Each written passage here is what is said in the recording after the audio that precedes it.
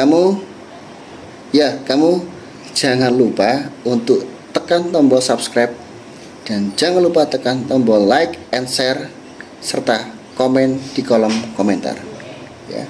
Karena channel Andi Kredibilitas butuh dukungan dari kamu karena kamu yang belum subscribe.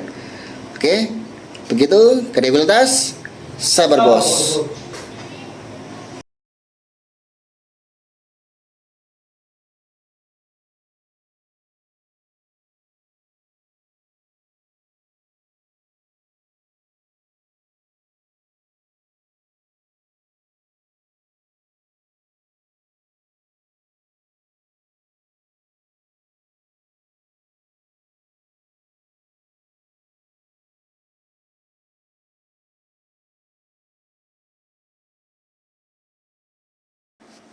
Baik, assalamualaikum warahmatullahi wabarakatuh. Salam hebat, kembali lagi di channel Andi Kredibilitas yang selalu memberikan program kreatif dan inovatif dunia disabilitas. Kredibilitas, sabar bos.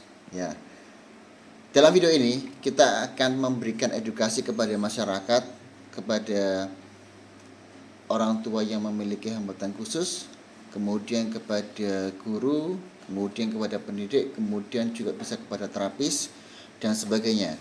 Jadi untuk semua profesi yang berhubungan dengan anak-anak berkebutuhan khusus. Nah, ini yang akan kita berikan dalam pembelajaran dalam video kali ini adalah tentang penggunaan gadget. Sebenarnya dalam penggunaan gadget itu bisa kita gunakan sebagai media terapi. Karena apa? Karena sekarang penggunaan gadget untuk anak-anak muda khususnya, ya, anak yang tidak memiliki hambatan khusus saja itu bisa membuat mereka fokus betul pada gadget. Namun kebanyakan penggunaannya itu ini ya, akhirnya salah tidak tepat guna. Gitu.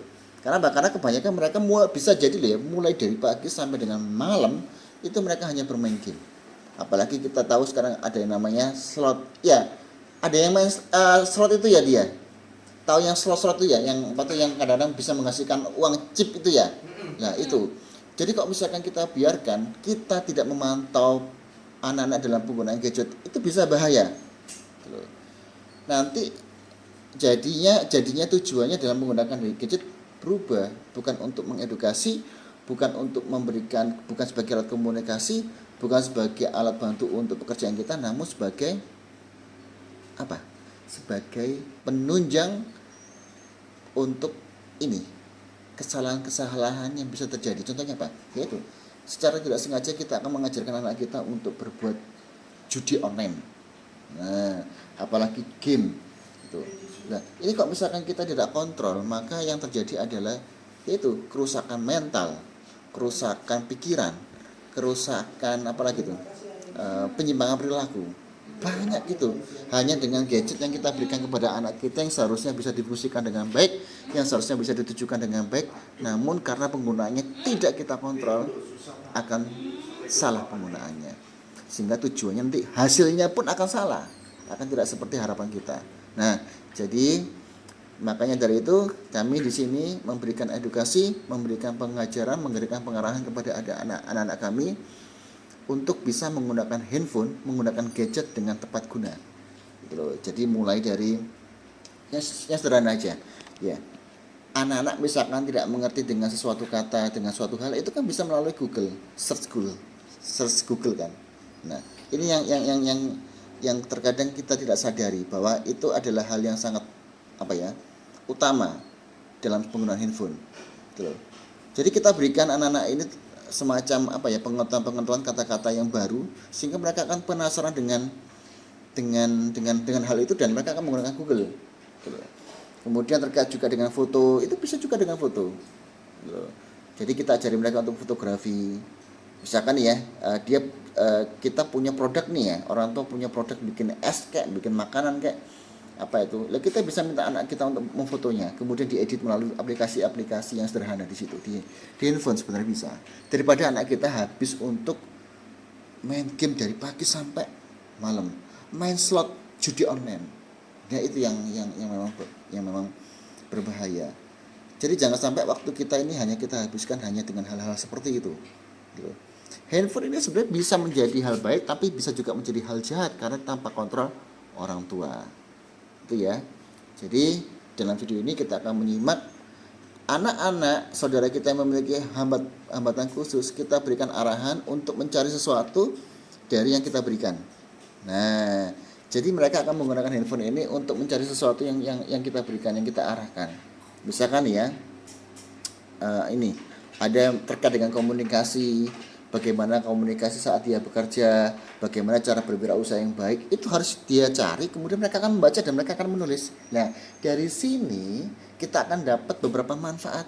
Salah satunya, dia akan mencari nih, dia rasa ingin tahu dia akan tinggi.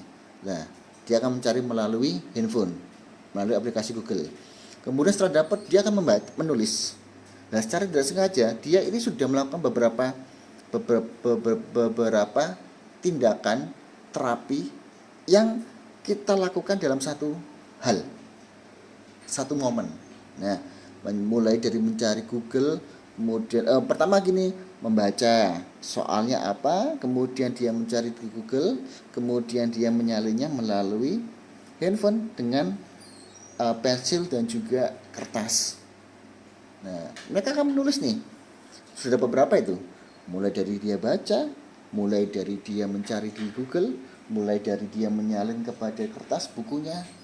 Nah, ini kalau misalnya kita biasakan akan menjadi karakter dia, yaitu membaca dan menulis.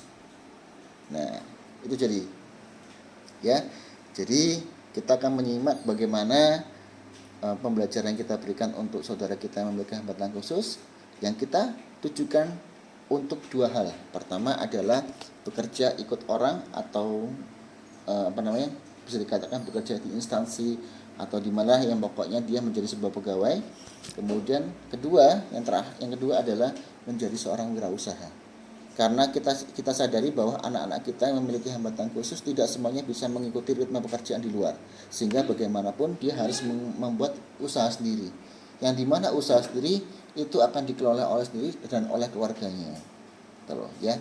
Jadi dengan adanya dua tujuan ini, maka hal dasar-dasar harus kita berikan. Mulai dari penggunaan handphone, mulai dari menulis, menghitung, dan membaca, kemudian mulai dari penggunaan gadget-gadget yang ada di sekitar dia. Sehingga kita sebagai orang tua akan merasa tenang ketika anak kita menggunakan gadget, karena kita tahu bahwa kebiasaan menggunakan gadget adalah untuk hal-hal yang bermanfaat, bukan hal-hal yang untuk merusak mental, merusak pikiran, dan merusak perilaku anak-anak kita.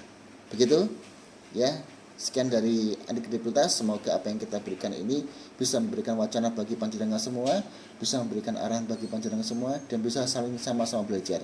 Ingat, saya bukan terpandai di sini dan Anda bukan yang tidak pandai di sana, tetapi kita selalu sama-sama belajar. Apa yang kita punya akan kita berikan ke semuanya, sehingga nantinya ilmu ini akan terus bermanfaat bagi kita semua dan akan kita bawa di akhirat kelak. Wassalamualaikum warahmatullahi wabarakatuh. Kredibilitas Sabar Bos.